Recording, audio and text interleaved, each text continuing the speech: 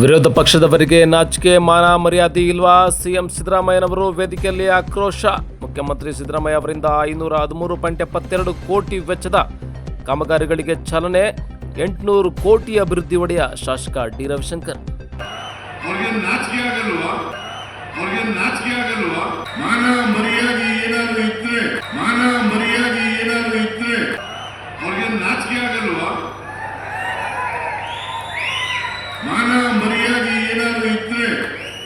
ಹೌದು, ಜಿಲ್ಲಾಡಳಿತ ಮತ್ತು ಜಿಲ್ಲಾ ಪಂಚಾಯತಿ ಮೈಸೂರು ಕೃಷ್ಣರಾಜನಗರ ವಿಧಾನಸಭಾ ಕ್ಷೇತ್ರ ವ್ಯಾಪ್ತಿಯ ವಿವಿಧ ಇಲಾಖೆಗಳ ಅಭಿವೃದ್ಧಿ ಕಾಮಗಾರಿಗಳ ಶಂಕುಸ್ಥಾಪನೆ ಮತ್ತು ಉದ್ಘಾಟನೆಯನ್ನು ಮುಖ್ಯಮಂತ್ರಿ ಸಿದ್ದರಾಮಯ್ಯ ಸೇರಿದಂತೆ ಸಚಿವರುಗಳು ಜ್ಯೋತಿ ಬೆಳಗಿಸುವ ಮೂಲಕ ಉದ್ಘಾಟನೆ ಮಾಡಿ ನಾಡಗೀತೆಗೆ ಎಲ್ಲರೂ ಎದ್ದು ನಿಂತು ಗೌರವ ಸಲ್ಲಿಸಿದ ಬಳಿಕ ಸಿಎಂ ಸಿದ್ದರಾಮಯ್ಯನವರು ಬಟನ್ ಒತ್ತುವ ಮೂಲಕ ವಿವಿಧ ಕಾಮಗಾರಿಗಳಿಗೆ ಚಾಲನೆ ನೀಡಿ ಮಾತನಾಡಿದರು.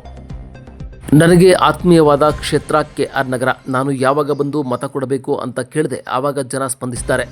ಅದಕ್ಕೋಸ್ಕರ ಕೆಆರ್ ನಗರದ ಎಲ್ಲ ಮತದಾರರಿಗೆ ಕೃತಜ್ಞತೆ ಸಲ್ಲುವುದಕ್ಕೆ ಬಯಸುತ್ತೇನೆ. 104 ಕೋಟಿ ವೆಚ್ಚದಲ್ಲಿ ಕಾಮಗಾರಿ ಶಂಕುಸ್ಥಾಪನೆ, 109 ಕೋಟಿ ವೆಚ್ಚದಲ್ಲಿ ಕಾಮಗಾರಿ ಉದ್ಘಾಟನೆ ಮಾಡುತ್ತೇವೆ. ಇದಕ್ಕೆ ಮುಖ್ಯ ಕಾರಣ ಡಿ ರವಿಶಂಕರ್ ಎಂದು ಹೇಳಿದರು. ವಿರೋಧ ಪಕ್ಷದವರು ಟೀಕೆ ಮಾಡ್ತಾರೆ. ವಿಶೇಷವಾಗಿ ಜೆಡಿಎಸ್ ಮತ್ತು ಬಿಜೆಪಿಯವರು ಗ್ಯಾರಂಟಿ ಯೋಜನೆಗಳನ್ನು ಮಾಡಿದಾಗಿಂದ ಈ ಸರ್ಕಾರದಲ್ಲಿ ದುಡ್ಡಿಲ್ಲ, ಹಾಗಾಗಿ ಏನೂ ಅಭಿವೃದ್ಧಿ ನಡೀತಾ ಇಲ್ಲ ಎನ್ನುತ್ತಾರೆ. ಕೆಆರ್ ನಗರಕ್ಕೆ ಬಂದು ನೋಡಿ, 513 ಕೋಟಿ ಅಭಿವೃದ್ಧಿ ಮಾಡ್ತಾ ಇದ್ದೇವೆ. ವಿರೋಧ ಪಕ್ಷದವರು ಏನೂ ಅಭಿವೃದ್ಧಿ ಮಾಡಿಲ್ಲ, ಆದರೂ ಟೀಕೆ ಮಾಡೋದನ್ನು ಬಿಡಲ್ಲ. ಅವರು ಬರೀ ಸುಳ್ಳುಗಳನ್ನು ಹೇಳಿ ಆಡಳಿತ ಮಾಡಿದರು. ಅವರಿಗೆ ನಾಚಿಕೆ ಆಗಲ್ವಾ? ಮಾನ ಮರ್ಯಾದೆ ಇಲ್ವಾ? ಆದರೆ ನಾವು ಗ್ಯಾರಂಟಿ ಯೋಜನೆ ತಂದು ನುಡಿದಂತೆ ನಡೆದಿದ್ದೇವೆ. ವಿರೋಧ ಪಕ್ಷದವರು ಹೇಳ್ತಾರೆ ಜನಾಕ್ರೋಶ ಯಾತ್ರೆ ಮಾಡ್ತೀವಿ ಅಂತ, ಆದರೆ ಅದು ಜನಾಕ್ರೋಶ ಅಲ್ಲ, ವಿರೋಧ ಪಕ್ಷದ ಆಕ್ರೋಶ. ಯಾಕೆಂದರೆ ಅವರು 4 ವರ್ಷ ಏನೂ ಮಾಡಲಿಲ್ಲ. ನಮ್ಮ ಗ್ಯಾರಂಟಿ ಯೋಜನೆ ಜಾರಿಗೊಳಿಸಲು 52,000 ಕೋಟಿ, ಇಲ್ಲಿವರೆಗೂ ಗ್ಯಾರಂಟಿ ಯೋಜನೆಗಳ ಖರ್ಚಾಗಿರುವ ಹಣ 90,000 ಕೋಟಿ ಎಂದರು. 2 ವರ್ಷದಲ್ಲಿ ಭರವಸೆ ಗ್ಯಾರಂಟಿ ಈಡೇರಿಸಿದ್ದೇವೆ. ಇನ್ನು 3 ವರ್ಷ ಉಳಿದ ಎಲ್ಲ ಯೋಜನೆಗಳನ್ನು ಈಡೇರಿಸುತ್ತೇವೆ ಎಂದರು. ಕಪ್ಪಡಿ ಸೇತುವೆ ನಿರ್ಮಾಣ, ಚುಂಚನಕಟ್ಟೆ ಸಕ್ಕರೆ ಕಾರ್ಖಾನೆ 40 ವರ್ಷಕ್ಕೆ ಲೀಸ್. ಕೆಆರ್ ನಗರ ಕ್ಷೇತ್ರದಲ್ಲಿ ಯಾವುದೇ ಸಮಸ್ಯೆಗಳಿದ್ದರೂ ನಾವು ಕ್ಲಿಯರ್ ಮಾಡಿಕೊಡುತ್ತೇವೆ ಎಂದರು. ಡಿ ರವಿಶಂಕರ್ ಅಭಿವೃದ್ಧಿ ಅಧಿಕಾರ. ಇವರು ಯಾವುದೇ ಕೋಮುಗಲಭೆ ಮಾಡಿಸುವ ವ್ಯಕ್ತಿಯಲ್ಲ. ಇವರನ್ನು ಮತ್ತೆ ಮುಂದಿನ ಚುನಾವಣೆಯಲ್ಲೂ ಗೆಲ್ಲಿಸಿ ಎಂದರು. ಅಷ್ಟೇ ಅಲ್ಲದೆ ರೈತರಿಗೆ ಉಚಿತ ಯಂತ್ರೋಪಕರಣ, ಅಂಗವಿಕಲರಿಗೆ ಬೈಕ್ ವಿತರಣೆ ಮಾಡಲಾಯಿತು. ಇನ್ನು ಶಾಸಕ ಡಿ ರವಿಶಂಕರ್ ಮಾತನಾಡಿ 513 ಕೋಟಿ ವೆಚ್ಚದಲ್ಲಿ ಶಂಕುಸ್ಥಾಪನೆ ಮತ್ತು ಉದ್ಘಾಟನೆ ಮಾಡುತ್ತಿರುವ ಸಿದ್ದರಾಮಯ್ಯ ಹಾಗೂ ಎಲ್ಲ ಸಚಿವರುಗಳಿಗೆ ಧನ್ಯವಾದಗಳನ್ನು ತಿಳಿಸಿದರು. ರಾಜ್ಯದ ಅಭಿವೃದ್ಧಿಯಲ್ಲಿ ದೇವರಾಜ ಅರಸು ಹೊರತುಪಡಿಸಿ ಸಿದ್ದರಾಮಯ್ಯ ಸಾಹೇಬರು ಅತಿ ಹೆಚ್ಚು ಅಭಿವೃದ್ಧಿ ಮಾಡಿದ್ದಾರೆ. ನನಗೆ ಬಿ ಫಾರಂ ನೀಡಿ ನನ್ನ ಬೆಂಬಲಕ್ಕೆ ನಿಂತು ನನ್ನ ಸಂಪೂರ್ಣ ಏಳಿಗೆಗೆ ಸಹಕರಿಸಿದವರು ಸಿದ್ದರಾಮಯ್ಯ ಸಾಹೇಬರು ಎಂದರು. ಚುಂಚನಕಟ್ಟೆ ಸಕ್ಕರೆ ಕಾರ್ಖಾನೆ ಮರುಪ್ರಾರಂಭ, 40 ವರ್ಷಕ್ಕೆ ಲೀಸ್ ಕೊಡಲಾಗಿದೆ. ಬಸವ ಸಮುದಾಯ ಭವನ, ಕಪ್ಪಡಿ ಸೇತುವೆ, ಸಾಲಿಗ್ರಾಮ, 100 ಹಾಸಿಗೆಯ ಸಾರ್ವಜನಿಕ ಆಸ್ಪತ್ರೆ, ಪ್ರಜಾಸೌಧ, ರಸ್ತೆ ಅಭಿವೃದ್ಧಿ, ಅಂಬೇಡ್ಕರ್ ಭವನ ಎಲ್ಲವೂ ನಿಮ್ಮ ಕಣ್ಮುಂದೆ ಆಗುತ್ತೆ. ಇಂದಿಗೆ 800 ಕೋಟಿ ಹೆಚ್ಚಿನ ಅನುದಾನ ಬಂದಿದೆ. 513 ಕೋಟಿ ಅನುದಾನದ ಜೊತೆಗೆ ಈ ಹಿಂದೆ ನಡೆದಿರುವ ಅಭಿವೃದ್ಧಿ ಸೇರಿ ಸುಮಾರು 800 ಕೋಟಿ ಅನುದಾನದಿಂದಾಗಿ ಮುಂದಿನ ದಿನಗಳಲ್ಲಿ ಹಂತ ಹಂತವಾಗಿ ಅಭಿವೃದ್ಧಿಪಡಿಸಲಾಗುವುದು ಎಂದರು. ಸಮಾರಂಭದಲ್ಲಿ ಉಸ್ತುವಾರಿ ಸಚಿವರಾದ ಎಸ್.ಸಿ. ಮಹದೇವಪ್ಪ, ಪಶುಸಂಗೋಪನಾ ರೇಷ್ಮೆ ಸಚಿವ ಕೆ. ವೆಂಕಟೇಶ್, ಕೃಷಿ ಸಚಿವ ಚೆಲುವರಾಯಸ್ವಾಮಿ, ಆರೋಗ್ಯ ಸಚಿವ ದಿನೇಶ್ ಗುಂಡೂರಾವ್, ಸಣ್ಣ ನೀರಾವರಿ ಸಚಿವ ಬೋಸರಾಜು, ಶಾಸಕ ಯತೀಂದ್ರ, ಕೆಪಿಸಿಸಿ ಕಾರ್ಯಕಾರಿಣಿ ಸದಸ್ಯ ದೊಡ್ಡಸ್ವಾಮಿಗೌಡರು, ಜಿಲ್ಲಾಧಿಕಾರಿ ಲಕ್ಷ್ಮೀಕಾಂತ್ ಸೇರಿದಂತೆ ಇನ್ನಿತರರು ಹಾಜರಿದ್ದರು. ಆರ್ಜೆ ನ್ಯೂಸ್ ಜೊತೆ ಬಸವರಾಜು, ಸಾಲಿಗ್ರಾಮ.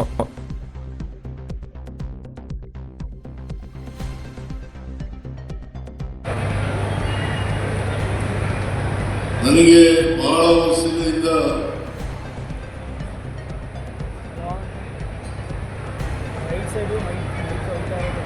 ಆತ್ಮೀಯವಾಗಿರ್ತಕ್ಕಂಥ ಒಂದು ಕ್ಷೇತ್ರ.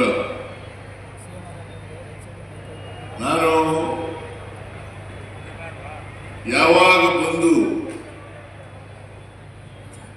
ನಮ್ಮ ಅಭ್ಯರ್ಥಿಗಳಿಗೆ ಮತ ಕೊಡಬೇಕು ಅಂತ ಕೇಳಿದಾಗ ಕೆಆರ್ ನಗರದ ಜನ ಸ್ಪಂದಿಸಿದ್ದಾರೆ. ಅದಕ್ಕೋಸ್ಕರ ಕೆಆರ್ ನಗರದ ಎಲ್ಲ ಮತದಾರರಿಗೆ ನಾನು ಕೃತಜ್ಞತೆಗಳನ್ನು ಸಲ್ಲಿಸಲಿಕ್ಕೆ ಬಯಸ್ತಾ ಇದ್ದೇನೆ. ಸುಮಾರು 513 ಕೋಟಿ ರೂಪಾಯಿಗಳಿಗೆ ಉದ್ಘಾಟನೆ ಮತ್ತು ಶಂಕುಸ್ಥಾಪನೆಯನ್ನು ಮಾಡ್ತಾ ಇದ್ದೇವೆ. 404 ಕೋಟಿ ರೂಪಾಯಿಗಳ ಶಂಕುಸ್ಥಾಪನೆ, ಸುಮಾರು 109 ಕೋಟಿ ರೂಪಾಯಿಗಳ ಉದ್ಘಾಟನೆ.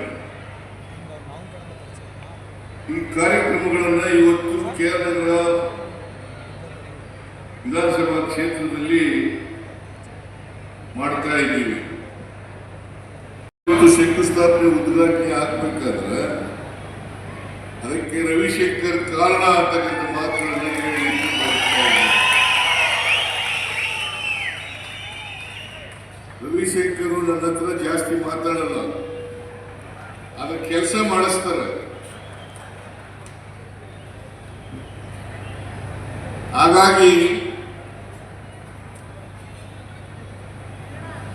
ಅಭಿವೃದ್ಧಿ ಈ ಕ್ಷೇತ್ರದಲ್ಲಿ ಮಾಡಿಸೋದರಲ್ಲಿ ರವಿಶಂಕರ್ ಅವರು ಯಾವಾಗಲೂ ಕೂಡ ಮುಂದಾಗಿರ್ತಾರೆ ಅಂತಕ್ಕಂಥ ಮಾತುಗಳನ್ನು ಹೇಳಲಿಕ್ಕೆ ಬಯಸ್ತಾ ಇದ್ದೇನೆ.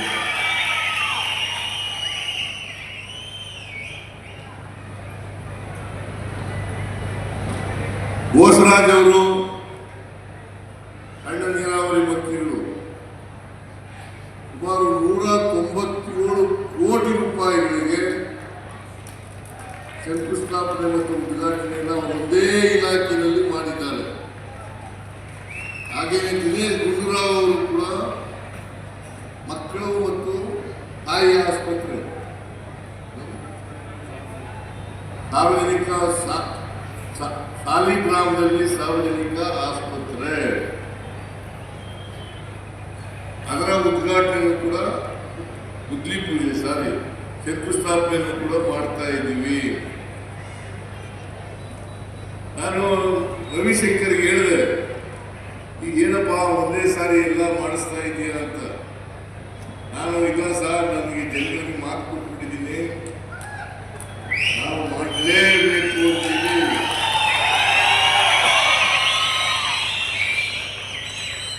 ಅವರು ಹೇಳಿದ್ರು, ನಾನು ಕೂಡ ಪ್ರಜಾಪ್ರಭುತ್ವ ವ್ಯವಸ್ಥೆಯಲ್ಲಿ ನೀವೇ ನಮ್ಮ ಮಾಲೀಕರು,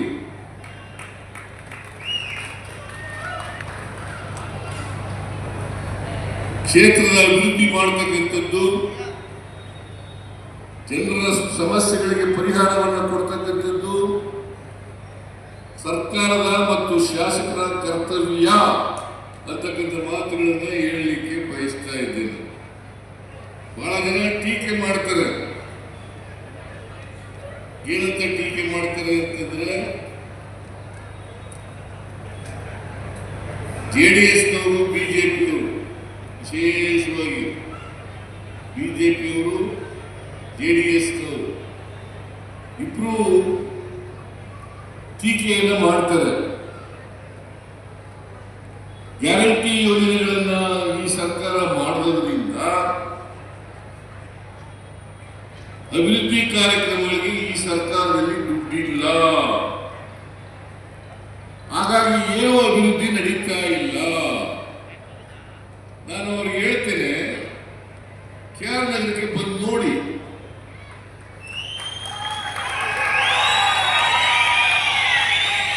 ಇವತ್ತು 513 ಕೋಟಿ ರೂಪಾಯಿಗಳಿಗೆ ಶಂಕುಸ್ಥಾಪನೆ ಉದ್ಘಾಟನೆ ಆಗ್ತಾ ಇದೆ. ಇವತ್ತು ಪಾಪರಾಗಿರ್ತಕ್ಕಂಥ ಸರ್ಕಾರ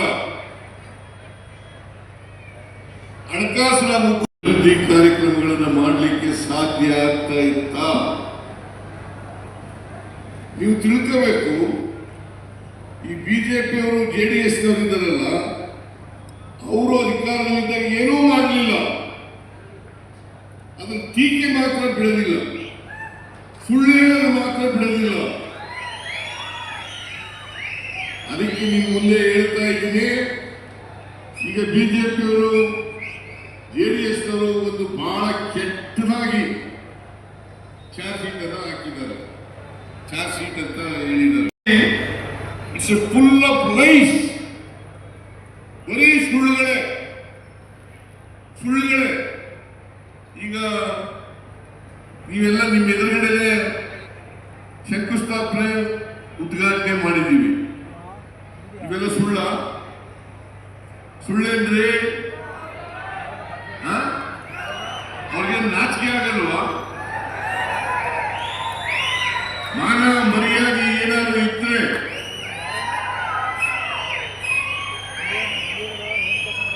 ಸುಳ್ಳು ಹೇಳಬೇಕಾದ್ರೂ ಕೂಡ ಬಹಳ ವರ್ಷ ರಾಜಕೀಯದಲ್ಲಿ ಇರ್ತಾರೆ. ಅಶೋಕ ಬಹಳ ವರ್ಷದಿಂದ ರಾಜಕೀಯದಲ್ಲಿ ಇರ್ತಾರೆ. ಕುಮಾರಸ್ವಾಮಿ ಬಹಳ ವರ್ಷದಿಂದ ರಾಜಕೀಯದಲ್ಲಿ ಇದ್ದಾರೆ. ಆಮೇಲೆ ಎತ್ತೇವರು ಚೆಲುವಾದಿ ನಾರಾಯಣ ಸ್ವಾಮಿ, ವಿಜಯೇಂದ್ರ, ಇವರೆಲ್ಲರೂ, ಯಡಿಯೂರಪ್ಪ, ಇವೆಲ್ಲ ಬಹಳ ವರ್ಷಗಳಿಂದ ರಾಜಕೀಯದಲ್ಲಿ ಇದ್ದು ಜನಗಳಿಗೆ ಸುಳ್ಳು ಹೇಳಿದ್ರೆ ಅವ್ರಿಗೆ ಅರ್ಥ ಆಗುತ್ತದೆ. ಸುಳ್ಳು ಅಂತಕ್ಕಂಥದ್ದು ಅರ್ಥ ಆಗುತ್ತದೆ. ನೀವು ಅವರು ಹೇಳ್ತಾ ಇರ್ತಕ್ಕಂಥದ್ದು ಸುಳ್ಳು ನಿಜನ ಹೇಳಿದ್ದೀವಿ. ಸುಳ್ಳಲ್ವಾ? ಸುಳ್ಳಲ್ವಾ? ಸುಳ್ಳಲ್ವಾ? ಈಗ ನಾವು 5 ಗ್ಯಾರಂಟಿ ಯೋಜನೆಗಳನ್ನ ಕಳೆದ ಗೃಹ ಜ್ಯೋತಿ, ಅನ್ನಭಾಗ್ಯ ಅವೆಲ್ಲ ಜಾರಿಯಾಗಿದ್ದಾವೋ ಇಲ್ಲ?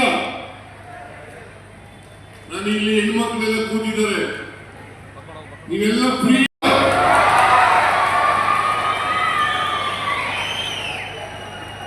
ಫ್ರೀಯಾಗಿ ತಿರುಗಾಡ್ತಾರೆ KSRTC ಬಸ್ನಲ್ಲಿ.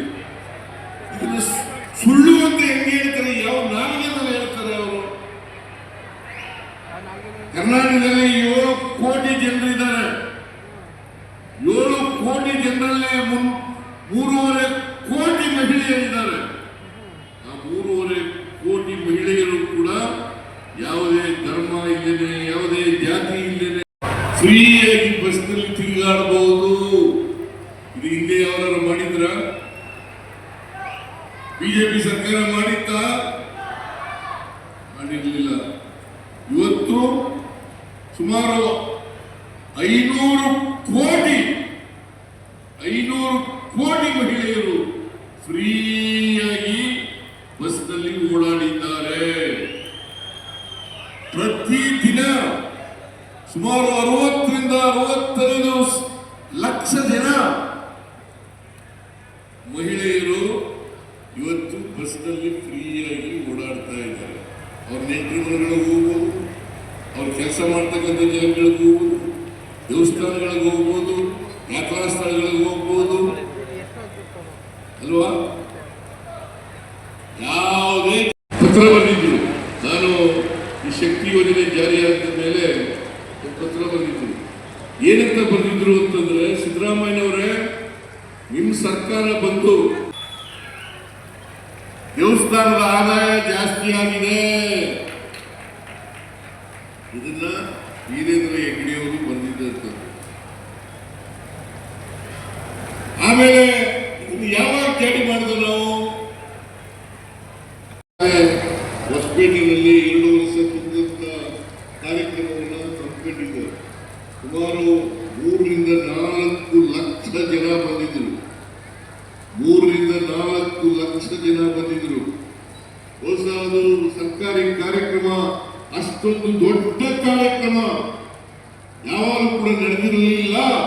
ನಾನು ಅದನ್ನೇ ಇದು ಬಹಳ ದೊಡ್ಡ ಕಾರ್ಯಕ್ರಮ ಅಂತೇಳಿ ಅವತ್ತು ಹೇಳಿದ್ದಾರೆ. ಸುಮಾರು 1.5 ಲಕ್ಷ ಜನ ಒಳಗಡೆ ಬಂದಿದ್ರು. ಇನ್ನ 2 ಲಕ್ಷ ಜನ ಹೊರಗಡೆ ಇದ್ರು. ಒಳಗಡೆ ಬರಕ್ಕಾಗಲಿಲ್ಲ. ಸುಮಾರು 8 ಕಿಲೋಮೀಟರ್ಗಳವರೆಗೆ ಜನ ಇದ್ರು. ನಾನು ಹೇಳ್ತಾ ಇದ್ದೀನಿ, ಇವರು ಬಿಜೆಪಿಯವರು ಜನಾಕ್ರೋಶ ಬೆಲೆಗಳೆಲ್ಲ ಏರಿಸ್ಬಿಟ್ಟಿದ್ದೀವಿ, ನಾವು ಅಭಿವೃದ್ಧಿ ಕೆಲಸಗಳು ನಡೀತಾ ಇಲ್ಲ, ಅದಕ್ಕೋಸ್ಕರ ಜನಾಕ್ರೋಶ ಕಾರ್ಯಕ್ರಮವನ್ನು ಮಾಡ್ತಾ ಇದ್ದೀವಿ.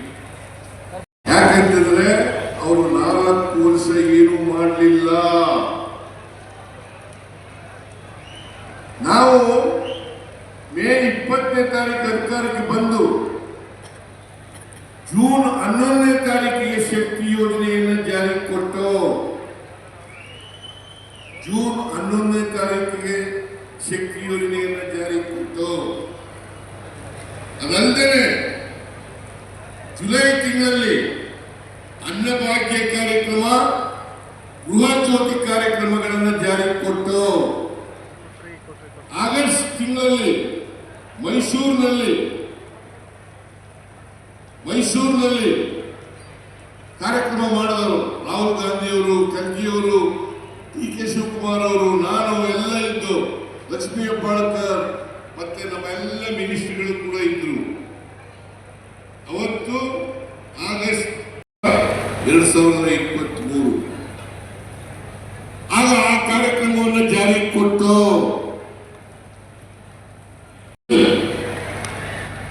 2024 ಜನವರಿ ತಿಂಗಳಲ್ಲಿ ಜಾರಿಗೆ ಕೊಟ್ಟು ಇವೆಲ್ಲಕ್ಕೂ ಎಷ್ಟು ದುಡ್ಡು ಖರ್ಚಾಯಿತು ಗೊತ್ತಾ? 52,000 ಕೋಟಿ ರೂಪಾಯಿ. 52,000 ಕೋಟಿ ರೂಪಾಯಿ. ಇಲ್ಲಿವರೆಗೆ ಗ್ಯಾರಂಟಿ ಯೋಜನೆಗೆ ಖರ್ಚಾಗಿರ್ತಕ್ಕಂಥ ಹಣ 90,000 ಕೋಟಿ. ಅದಲ್ಲದೆ 60,000 ಕೋಟಿಗೆ ಓಲ್ಡ್ ಏಜ್ ಪೆನ್ಷನ್, ವಿಧವಾ ಪೆನ್ಷನ್, ಬೇರೆ ಬೇರೆ ಪೆನ್ಷನ್ಗಳು, ವಿದ್ಯುತ್ ಶಕ್ತಿ ಸಬ್ಸಿಡಿ ಎಲ್ಲ ಕೊಡ್ತಕ್ಕಂಥದ್ದು 1,12,000 ಕೋಟಿ ರೂಪಾಯಿಗಳಿಗೆ ನಾವು ಜನರಿಗೆ ಉಚಿತವಾಗಿ ಕೊಡ್ತಾ ಇದ್ದೀವಿ. ನೋಡಿ, ಇಲ್ಲಿ 2,06,00,000 ಅಗ್ರಿಕಲ್ಚರ್ ಡಿಪಾರ್ಟ್ಮೆಂಟ್ ಬೇರೆ ಬೇರೆ ಇಲಾಖೆಯಲ್ಲಿ ಸವಲತ್ತುಗಳನ್ನು ಜನರಿಗೆ ಕೊಟ್ಟಿದ್ದೇವೆ. 2,06,00,000 ರೂಪಾಯಿಗಳ ಸವಲತ್ತುಗಳನ್ನು ಜನರಿಗೆ ಕೊಟ್ಟಿದ್ದೇವೆ. ಇದೆಲ್ಲ ದುಡ್ಡಿಗೆ ಕೊಡಕ್ಕಾಗುತ್ತಾ? ಕರ್ನಾಟಕದಲ್ಲಿ ಇವು ಈ ಸಲಕರಣೆಗಳು, ಯಂತ್ರೋಪಕರಣಗಳು, ವ್ಯವಸಾಯದ ಯಂತ್ರೋಪಕರಣಗಳು ಹೆಚ್ಚು ಬಳಸ್ತಾರೆ. ಇಲ್ಲಿ ನಮ್ಮಲ್ಲಿ ಬಳಸ್ತಕ್ಕಂಥದ್ದು ಕಡಿಮೆ. ಇಲ್ಲೂ ಕೂಡ ಯಂತ್ರೋಪಕರಣಗಳನ್ನು ಬಳಸಬೇಕು. ಕೃಷಿಯಲ್ಲಿ ಹೆಚ್ಚು ಉತ್ಪಾದನೆಯನ್ನು ಮಾಡತಕ್ಕಂಥ ಕೆಲಸವನ್ನು ಮಾಡಬೇಕು. ಉತ್ತಮವಾದಂಥ ಬೀಜ ಕೊಡ್ತೀವಿ, ಗೊಬ್ಬರ ಕೊಡ್ತೀವಿ, ಔಷಧಿ ಕೊಡ್ತೀವಿ, ಯಂತ್ರೋಪಕರಣಗಳನ್ನು ಕೊಡ್ತೀವಿ. ಇದರಲ್ಲಿ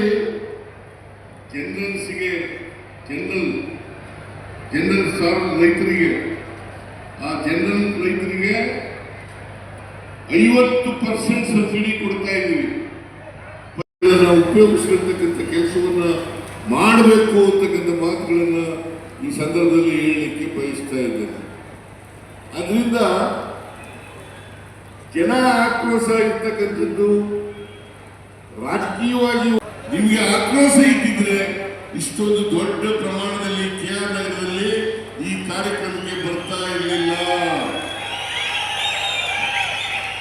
ಜನರಿಗೆ ಸಂತೋಷ ಇರೋದ್ರಿಂದ, ತೃಪ್ತಿ ಇರೋದ್ರಿಂದ, ಈ ಸರ್ಕಾರದ ಮೇಲೆ ಅಭಿಮಾನ ಇರೋದ್ರಿಂದ, ಈ ಸರ್ಕಾರ ಕೆಲಸ ಮಾಡ್ತದೆ, ಕೊಟ್ಟ ಮಾತಿನಂತೆ ನಡ್ಕತ್ತದೆ. ಈಗ ಯಾಕಂದ್ರೆ ನಾನು ಇದನ್ನು ಸುಳ್ಳು ಹೇಳಕ್ ಹೋಗೋದು. ಸರ್ಕಾರದಲ್ಲಿದ್ದಾಗ 165 ಭರವಸೆಗಳನ್ನ ಕೊಟ್ಟಿದ್ದು. 165 ಭರವಸೆಗಳಲ್ಲಿ 158 ಭರವಸೆಗಳನ್ನು ಈಡೇರಿಸಿದ್ದೇವೆ.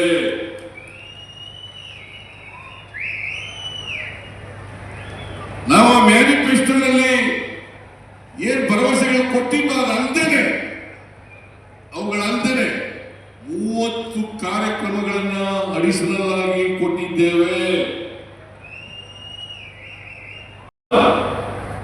593 ಕಾರ್ಯಕ್ರಮಗಳನ್ನ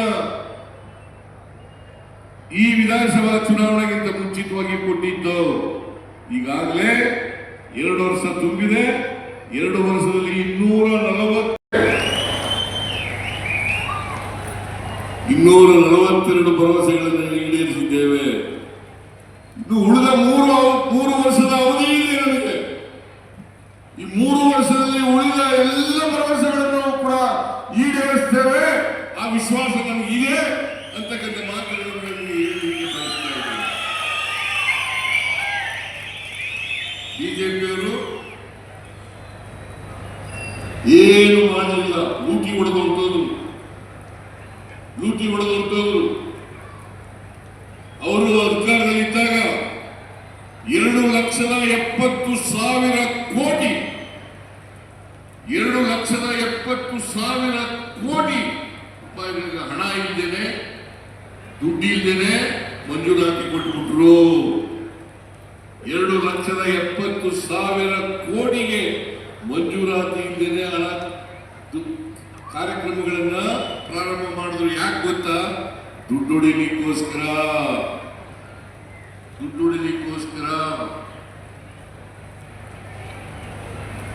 ಆ ಎಲ್ಲ ಭಾರ ನಮ್ಮ ಮೇಲೆ ಬಿಟ್ಬಿಡ್ತು. ಬಸವರಾಜ ಬೊಮ್ಮಾಯಿ ಮುಖ್ಯಮಂತ್ರಿ ಆಗಿರುವಾಗ 1,66,000 ಕೋಟಿ ರೂಪಾಯಿಗಳಿಗೆ ಮಂಜೂರಾತಿಯನ್ನು ಕೊಟ್ಟರು. MLAಗಳಿಗೆ 1,66,000 ಕೋಟಿ. ಇವನ್ನೆಲ್ಲ ಇದ್ದ ಭಾರ ಹೊತ್ತುಕೊಂಡು ನಾವು ಎಲ್ಲ ಜನಪರ ಕಾರ್ಯಕ್ರಮಗಳನ್ನು ಮಾಡಿದ್ದೇವೆ.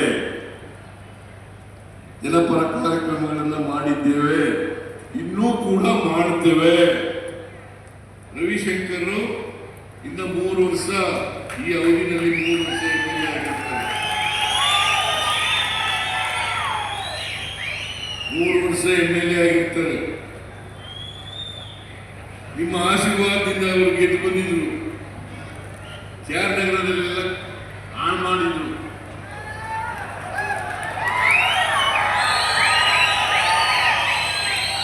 ಅವರು ಗೆದ್ದು ಬಂದಿದ್ದಾರೆ. ಒಳ್ಳೆ ವ್ಯಕ್ತಿ. ಅವರನ್ನ ಮುಂದಿನ ಚುನಾವಣೆಯಲ್ಲೂ ಕೂಡ ನೀವು ಆಶೀರ್ವಾದ ಮಾಡಬೇಕು.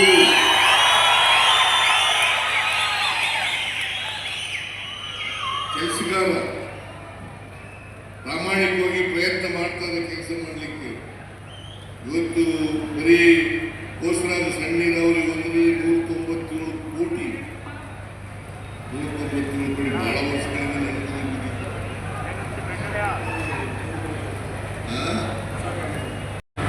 71,000 ಕೋಟಿ. ಈ ವರ್ಷ ಎಷ್ಟು ಗೊತ್ತ ಬಜೆಟ್ ಗಾತ್ರ? 4,09,000 ಕೋಟಿ. ಒಂದೇ ವರ್ಷದಲ್ಲಿ 38,000 ಕೋಟಿ ಜಂಪಾಗಿದೆ.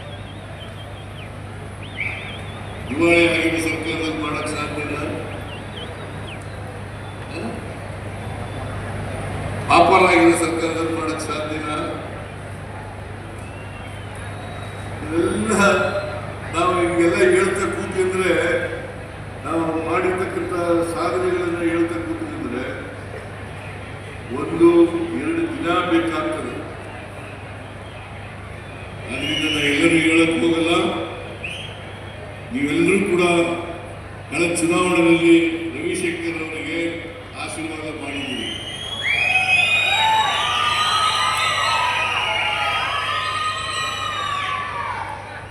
ಆಮೇಲೆ 25 ಕೋಟಿ ಬಹಳ ಹಿಂದಿನಿಂದ ಕೇಳ್ತಾ ಇದ್ದಾರೆ. 2 ವರ್ಷದಿಂದ 25 ಹಿಂದಿನ ಸರ್ಕಾರ ಇದ್ದರೂ ಕೂಡ ಕೇಳ್ತಾ ಇದ್ದಾರೆ. ಗೋಸ್ವಾಮಿನವರು ಕೇಳ್ತಾ ಇದ್ದಾರೆ. ಈಗ ಕಬ್ಬಿಣಿ ಕ್ಷೇತ್ರಕ್ಕೆ 25 ಕೋಟಿ ಕೊಟ್ಟಿದ್ದೇವೆ. ಗುದ್ಲಿ ಪೂಜೆ 20 ಅದು ಕೂಡ ಗುದ್ಲಿ ಪೂಜೆ ಆಗಿದೆ. ಆಮೇಲೆ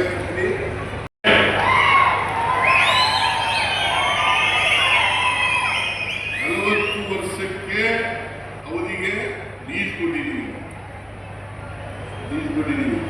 ಇವ್ರು ಏನ್ ಮಾಡಿದ್ರು? ಬಿಜೆಪಿ JDS ನವರು ಏನ್ ಮಾಡಿದ್ರು? 4 ವರ್ಷದಲ್ಲಿ ಒಂದು ಮನೆ ಕೊಡಕ್ಕಾಗಲಿಲ್ಲ ಇವ್ರಿಗೆ. ಯೋಗ್ಯತೆಗೆ 4 ವರ್ಷ ಆಯ್ತು. ಇವ್ರು ಯಾವತ್ತು ಜನಗಳ ಆಶೀರ್ವಾದ ತಗೊಂಡು ಬಂದೇ ಇಲ್ಲ. 2008 ಇರ್ಬೋದು, 2018 ಇರ್ಬೋದು. ಜನ ಆಶೀರ್ವಾದ ಮಾಡಿದ್ದಾರೆ ಇವರಿಗೆ. ಆಪರೇಷನ್ ಕಮಲ. ಈಗ ಬಿಜೆಪಿಯವರು JDS ನವರು ಇಬ್ಬರು ಸೇರ್ಕೊಂಡಿದ್ದಾರೆ. ಮುಂದಿನ ಚುನಾವಣೆಯಲ್ಲಿ ಇವರಿಬ್ಬರನ್ನು ಸೋಲಿಸ್ತೀವಿ ಅಂತಕ್ಕಂಥ ಮಾತುಗಳನ್ನು. ಆಮೇಲೆ ಸಾಗರಕಟ್ಟೆ ಸೇತುವೆ ಕೇರಳದವರಿಗೆ ರಸ್ತೆ ಅಗಲೀಕರಣ ಕೂಡ ಇವತ್ತು ಯಾವ್ಯಾವುದು ಪ್ರಾಮುಖ್ಯವಾಗಿರ್ತಕ್ಕಂಥ ಸಮಸ್ಯೆಗಳನ್ನ ತಂದರೂ ಕೂಡ ಅವುಗಳನ್ನ ಮಾಡಿಕೊಡುತ್ತೇವೆ ಅಂತಕ್ಕಂಥ.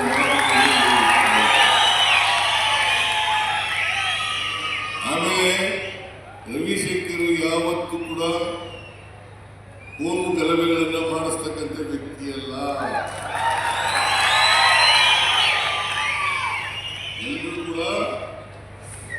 ಎಲ್ಲರೂ ಕೂಡ ನೆಮ್ಮದಿಯಿಂದ ಒಂದು ತಾಯಿ ಮಕ್ಕಳಂತೆ ಬದುಕ್ತಕ್ಕಂಥ ವಾತಾವರಣ ಇರಬೇಕು ಅಂತಕ್ಕಂಥದ್ದು ನಮ್ಮೆಲ್ಲರ ಆಸೆ. ರವಿಶಂಕರ್ ಕೂಡ ಅದೇ ದಾರಿಯಲ್ಲಿ ನಡೀತಕ್ಕಂಥ ಪ್ರಯತ್ನವನ್ನು ಮಾಡ್ತಾರೆ. ಆದ್ರಿಂದ ರವಿಶಂಕರ್ನ ಇನ್ನೊಂದ್ಸಾರಿ ಗೆಲ್ಲಿಸ್ಬೇಕಲ್ವಾ? ಗೆಲ್ಲಿಸ್ಬೇಕಂದ್ರೆ ನಿಮ್ಮ ಆಶೀರ್ವಾದ ಇರ್ಬೇಕಲ್ಲ. ಇಷ್ಟು ಹೇಳಿ ಅಭಿವೃದ್ಧಿಯ ಕೆಲಸಗಳಿಗೆ ಮತ್ತು ವಿಶೇಷವಾಗಿ ಇವತ್ತು ಸಾಕಷ್ಟು ರೀತಿಯಲ್ಲಿ ಒಟ್ಟಾರೆ 513 ಕೋಟಿಗಳ ಕಾಮಗಾರಿಗಳಿಗೆ ಇವತ್ತು ವಿದ್ಯುಕ್ತವಾಗಿ ಶಂಕುಸ್ಥಾಪನೆಯನ್ನ ಮತ್ತು ಉದ್ಘಾಟಕರಾಗಿರ್ತಕ್ಕಂಥ ನಮ್ಮ ನಿಮ್ಮೆಲ್ಲರ ನೆಚ್ಚಿನ ನಾಯಕರು, ಈ ರಾಜ್ಯದ ಮುಖ್ಯಮಂತ್ರಿಗಳಾಗಿರ್ತಕ್ಕಂಥ ಸನ್ಮಾನ್ಯ ಸಿದ್ದರಾಮಯ್ಯ ಸಾಹೇಬ್ರೆ, ಅದೇ ರೀತಿಯಲ್ಲಿ ವೇದಿಕೆ ಮೇಲೆ ಅಂದಾಜು ಮೊತ್ತದಲ್ಲಿ ಇವತ್ತು ಶಂಕುಸ್ಥಾಪನೆಯನ್ನ ಉದ್ಘಾಟನೆಯನ್ನ ಮಾಡ್ತಾ ಇದ್ವಿ. ಅದಕ್ಕೆ ಸೇರಿದಂತೆ ನಮ್ಮ ಒಂದು ಸರ್ಕಾರ ಅಸ್ತಿತ್ವಕ್ಕೆ ಬಂದ ಮೇಲೆ ಎಲ್ಲವನ್ನು ಕೂಡ ನೋಡಿ ಇವತ್ತು 109 ಕೋಟಿ ಅಂದಾಜು ಮೊತ್ತದ ಕಾಮಗಾರಿಗಳನ್ನು ಉದ್ಘಾಟನೆಯನ್ನು ಕೂಡ ನೆರವೇರಿಸ್ತಾ ಇದ್ದೇವೆ. ಈ ಒಂದು ಸಂದರ್ಭದಲ್ಲಿ ಏನು ನಮ್ಮ ಸರ್ಕಾರದ ಮಾನ್ಯ ಮುಖ್ಯಮಂತ್ರಿಗಳು ಮತ್ತು ರಾಜ್ಯದ ಉಪಮುಖ್ಯಮಂತ್ರಿಗಳಾದ ಡಿ.ಕೆ. ಶಿವಕುಮಾರ್ ಅವರು, ರಾಜ್ಯ ಸರ್ಕಾರದ ಮುಖ್ಯಮಂತ್ರಿಗಳು, ಉಪಮುಖ್ಯಮಂತ್ರಿಗಳು, ಎಲ್ಲ ಸಚಿವರಿಗೆ, ಎಲ್ಲ ಶಾಸಕ ಮಿತ್ರರಿಗೆ ನಾನು ಅತ್ಯಂತ ಗೌರವಪೂರ್ವಕವಾಗಿ ಧನ್ಯವಾದಗಳನ್ನು, ಕೃತಜ್ಞತೆಗಳನ್ನು ಈ ಸಂದರ್ಭದಲ್ಲಿ ಸಲ್ಲಿಸಲಿಕ್ಕೆ ಬಯಸ್ತಾ ಇದ್ದೇನೆ. ಅದೇ ರೀತಿಯಲ್ಲಿ ಇವತ್ತು ವಿಶೇಷವಾಗಿ ನಾನು ನಮ್ಮ ನೆಚ್ಚಿನ ನಾಯಕರಾಗಿರ್ತಕ್ಕಂಥ ನಮ್ಮ ರಾಜ್ಯದ ಕೊಡುಗೈ ದಾನಿಗಳು, ಅನ್ನದಾತ ಪ್ರಭುಗಳು, ಹಲವಾರು ಭಾಗಿಗಳ ಸರ್ದಾರರು, ಇವತ್ತು ನಮ್ಮ ಹಿಂದುಳಿದ ವರ್ಗದ ನೇತೃರಾಗಿರ್ತಕ್ಕಂಥ ದಿವಂಗತ ದೇವರಾಜ ಅರಸವರು ಅವರು ಬಿಟ್ಟರೆ ಅತಿ ಹೆಚ್ಚಿನ ಅವಧಿಯಲ್ಲಿ ಮುಖ್ಯಮಂತ್ರಿಗಳಾಗಿ ಇವತ್ತು 7 ವರ್ಷ ಅವಧಿಯನ್ನು ಪೂರೈಸಿ 8ನೇ ವರ್ಷಕ್ಕೆ ಮುನ್ನಡೆ ಬರೆದಿರ್ತಕ್ಕಂಥ ನಮ್ಮ ನಾಯಕರಾಗಿರ್ತಕ್ಕಂಥ ಸಿದ್ದರಾಮಯ್ಯ ಸಾಹೇಬರಿಗೆ ವಿಶೇಷವಾಗಿ ನಾನು ಧನ್ಯವಾದಗಳನ್ನು ಸಮರ್ಪಣೆ ಮಾಡಲಿಕ್ಕೆ ಬಯಸ್ತೇನೆ. ಕಾರಣ ಇಷ್ಟೇ, ಇವತ್ತು 2013ರಲ್ಲಿ ಇರ್ಬೋದು, 2018ರಲ್ಲಿ ಇರ್ಬೋದು, 2023ರಲ್ಲಿ ಇರ್ಬೋದು, ನಮ್ಮ ಕುಟುಂಬದ ಒಬ್ಬ ವ್ಯಕ್ತಿಗೆ ಬಿ ಫಾರಂ ಅನ್ನ, ಕಾಂಗ್ರೆಸ್ ಪಕ್ಷದ ಬಿ ಫಾರಂ ಅನ್ನ ಕೊಟ್ಟು ನಾವು ಯಾವುದೇ ವ್ಯಕ್ತಿಗಳ ಮನೆಗಾಗಲಿ, ಡೆಲ್ಲಿಗಾಗಲಿ, ಮತ್ತೊಂದು ಕಡೆ ಹೋಗಿ ನಾವು ಬಿ ಫಾರಂ ಅನ್ನ ಕೇಳುವಂತ ನಿಟ್ಟಲ್ಲಿ ನಮ್ಮ ಸ್ಥಿತಿಯನ್ನು ನಿರ್ಮಾಣ ಮಾಡಲಿಲ್ಲ. ಆದರೆ ಇಲ್ಲಿ ಹೋಗಿ ಕೆಲಸವನ್ನು ಮಾಡು, ನಿನ್ನ ಜೊತೆಯಲ್ಲಿ ನಾವಿದ್ದೇವೆ ಅಂತಕ್ಕಂಥ ನಿಟ್ಟಲ್ಲಿ ಬೆಂಕಟ್ಟಿ ನಮ್ಮ ಕುಟುಂಬಕ್ಕೆ 3 ಬಾರಿ ಒಂದು ಬಿ ಫಾರಂ ಅನ್ನು ಕೊಟ್ಟು, ಇವತ್ತು ಅವರು ಬಿ ಫಾರಂ ಅನ್ನು ಕೊಟ್ಟ ಮೇಲೆ ನಮ್ಮ ಮತದಾರ ಬಂಧುಗಳು ತಾವೆಲ್ಲ ಅತಿ ಹೆಚ್ಚಿನ ಸಂಖ್ಯೆಯಲ್ಲಿ ಆಶೀರ್ವಾದದ ಮೂಲಕವಾಗಿ ನಮಗೆ 3 ಚುನಾವಣೆಯಲ್ಲೂ ಕೂಡ ಮಾಡಿದ್ರು. ಆದ ಕಾರಣಾಂತರದಿಂದ 2 ಚುನಾವಣೆಯಲ್ಲಿ ನಾವು ಗೆಲ್ಲಲಿಕ್ಕೆ ಸಾಧ್ಯ ಆಗಲಿಲ್ಲ. 3ನೇ ಚುನಾವಣೆಯಲ್ಲಿ ತಾವೆಲ್ಲರೂ ಕೂಡ ಹಗಲಿರುಳು ಜನಾಶೀರ್ವಾದದ ಯಾತ್ರೆ ಮೂಲಕವಾಗಿ ನನ್ನ ಜೊತೆಯಲ್ಲಿ ಬೆನ್ನಿಗೆ ಜೊತೆಯಾಗಿ ಆಸರೆಯಾಗಿ ನಿಂತ್ಕೊಂಡು ಬೆನ್ನಿಂದೆ ತಾವು ಇರ್ತೇವೆ, ನೀವು ಮುನ್ನುಗ್ಗಿ ಹೋರಾಟವನ್ನು ಮಾಡಿ ಇರ್ತಕ್ಕಂಥ ನಿಟ್ಟಲ್ಲಿ ನನಗೆ ವಿಶ್ವಾಸವನ್ನು ಮೂಡಿಸಿ ದೊಡ್ಡ ಮಟ್ಟದ ಸಾಧನೆಯನ್ನು 2023ರ ಚುನಾವಣೆಯಲ್ಲಿ ಮೇ 13ನೇ ತಾರೀಕು ಬಂದಂಥ ಫಲಿತಾಂಶದಲ್ಲಿ ತಾವೆಲ್ಲ ಅತ್ಯಂತ ಹೆಚ್ಚಿನ ಮತಗಳನ್ನು ಕೊಟ್ಟು ಅತಿ ಹೆಚ್ಚಿನ ಅಂತರದಲ್ಲಿ ತಾವು ಶಾಸಕನಾಗಿ ಮಾಡಿದಿರ. ನಾವು ಈ ಸಂದರ್ಭದಲ್ಲಿ ನಮ್ಮ ಮಾನ್ಯ ಸಿದ್ದರಾಮಯ್ಯ ಸಾಹೇಬರಿಗೆ, ಜೊತೆಗೆ ನಮ್ಮ ರಾಜ್ಯದ ಅಧ್ಯಕ್ಷರಾಗಿದ್ದಂಥ ಆ ಸಂದರ್ಭದಲ್ಲಿ ಅಧ್ಯಕ್ಷರು, ಈಗಲೂ ಕೂಡ ಅಧ್ಯಕ್ಷರಾಗಿ ಕೆಲಸ ಮಾಡ್ತಿರ್ತಕ್ಕಂಥ ಡಿ.ಕೆ. ಶಿವಕುಮಾರ್ ಅವರಿಗೆ ಮತ್ತು ಎಲ್ಲ ನನ್ನ ಮತದಾರ ಬಂಧುಗಳಿಗೆ ನಾನು ಅತ್ಯಂತ ಗೌರವಪೂರ್ವಕವಾಗಿ ಧನ್ಯವಾದಗಳನ್ನು. ಇವತ್ತು ನನ್ನ ಕ್ಷೇತ್ರಕ್ಕೆ ಒಟ್ಟಾರೆಯಾಗಿ 800 ಕೋಟಿಗಿಂತ ಹೆಚ್ಚಿನ ಅನುದಾನ ಈಗಾಗಲೇ ಬಂದಿದೆ. ಅದರಲ್ಲಿ ನಮ್ಮ ಏನು ವಿಶೇಷವಾಗಿ ಗ್ಯಾರಂಟಿ ಯೋಜನೆ ಮೂಲಕವಾಗಿ 404 ಕೋಟಿಗಳಷ್ಟು ಉದ್ಘಾಟನೆಯನ್ನು ಮಾಡ್ತಾ ಇರ್ತಕ್ಕಂಥದ್ದು.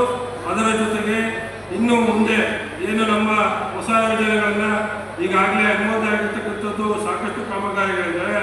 ಜೊತೆಗೆ ಈ ಹಿಂದೆ ನಮ್ಮ ಸತೀಶ್ ಜಾರಕಿಹೊಳಿ ಸಾಹೇಬರು ನಮ್ಮ ಲೋಕೋಪಯೋಗಿ ಇಲಾಖೆ ಸಚಿವರಾಗಿರ್ತಕ್ಕಂಥವರು SLTPಯ ರಸ್ತೆ ಇರ್ಬೋದು, ರಾವತ್ ಖಾನ್ ಸಾಹೇಬರು ನಮ್ಮ ಅಲ್ಪಸಂಖ್ಯಾತ ರಾಜ್ಯದಲ್ಲಿ ಬಂದಿರತಕ್ಕಂಥದ್ದು, ಅವೆಲ್ಲವೂ ಕೂಡ ಒಟ್ಟಾರೆಯಾಗಿ ಸೇರೋದಾದ್ರೆ 500 ಕೋಟಿಯಿಂದ ಅಧಿಕ ಅನುದಾನ ನಮ್ಮ ಕ್ಷೇತ್ರಕ್ಕೆ ವಿಶೇಷವಾಗಿ ಶಾಸಕರ ಒಂದು ಆಶೀರ್ವಾದವನ್ನು ಬೆಂತಟ್ಟಿ ನಾವು ಪ್ರೋತ್ಸಾಹ ಮಾಡಬೇಕು ಅಂತ ಹೇಳಿ ನಮ್ಮ ರಾಜ್ಯದ ಮುಖ್ಯಮಂತ್ರಿಗಳಾದ ಸನ್ಮಾನ್ಯ ಸಿದ್ದರಾಮಯ್ಯ ಸಾಹೇಬರು ನಮ್ಮ ಮೈಸೂರು ಜಿಲ್ಲೆಯಲ್ಲಿ ಒಬ್ಬ ಯುವಕ ಬೆಳೀತಾ ಮಾಡಿದೆ.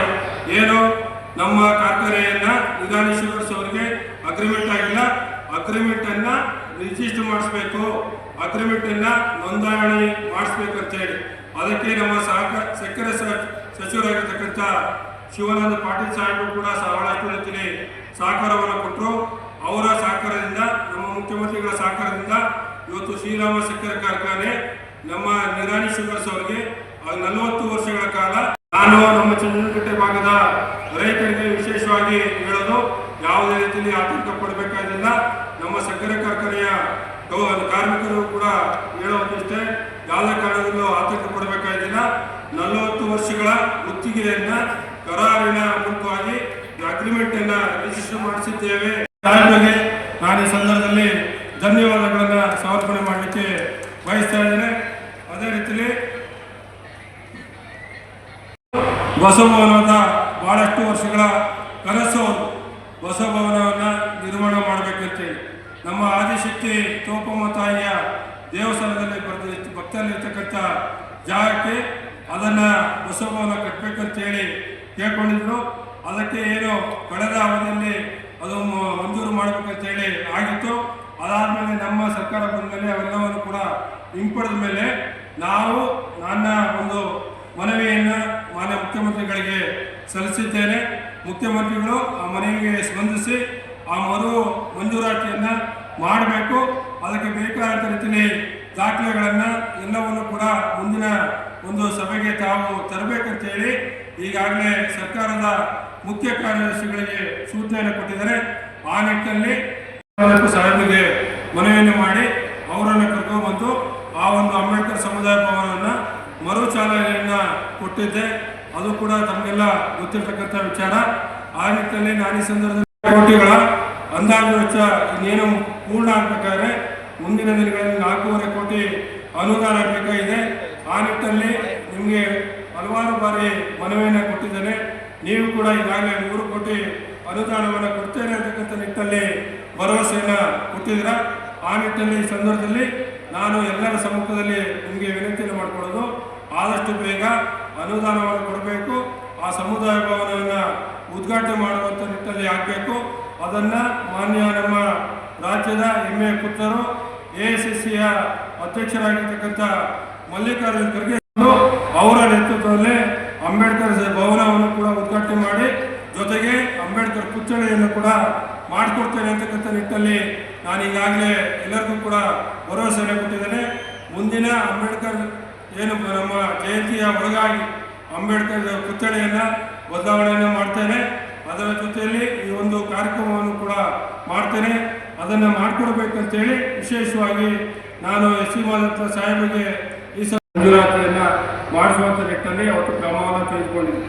ಆದರೆ ನಮ್ಮ ಸರ್ಕಾರ ಬಂದ ಮೇಲೆ ನಾನು ಅದನ್ನು ಜವಾಬ್ದಾರಿಯುತವಾಗಿ ಎಲ್ಲ ಅಧಿಕಾರಿಗಳನ್ನ ಸಭೆಯನ್ನು ಕರೆದು ಏನು ನಮ್ಮ ಬೆಳಗಾವಿನಲ್ಲಿ ನಡೆದಂಥ ಸಭೆ ಏನು ನಮ್ಮ ಅಧಿವೇಶನದಲ್ಲೂ ಕೂಡ ಎಲ್ಲ ಅಧಿಕಾರಿಗಳ ಮಟ್ಟದಲ್ಲಿ ಏನು ನಮ್ಮ ಅಂದಿನ ಒಂದು ನಮ್ಮ MD ಆಗಿ ಸುಶೀಲಮ್ಮ ಇಲ್ಲೇ ಯಾವುದು ನಮ್ಮ ರಾಜೀವ್ ಗಾಂಧಿ ವಸತಿ ನಿಗಮದ ಅಡಿಯಲ್ಲಿ ಗುಂಪು ಮನೆಗೆ ಎಲ್ಲ ಅಧಿಕಾರಿ ವಿಶೇಷವಾಗಿ ನಮ್ಮ ಕೃಷ್ಣರಾಜನಗರ ಪಟ್ಟಣ ಇವತ್ತು ಸಾಕಷ್ಟು ರೀತಿಯಲ್ಲಿ ವೇಗವಾಗಿ ಬೆಳೀತಾ ಇದೆ.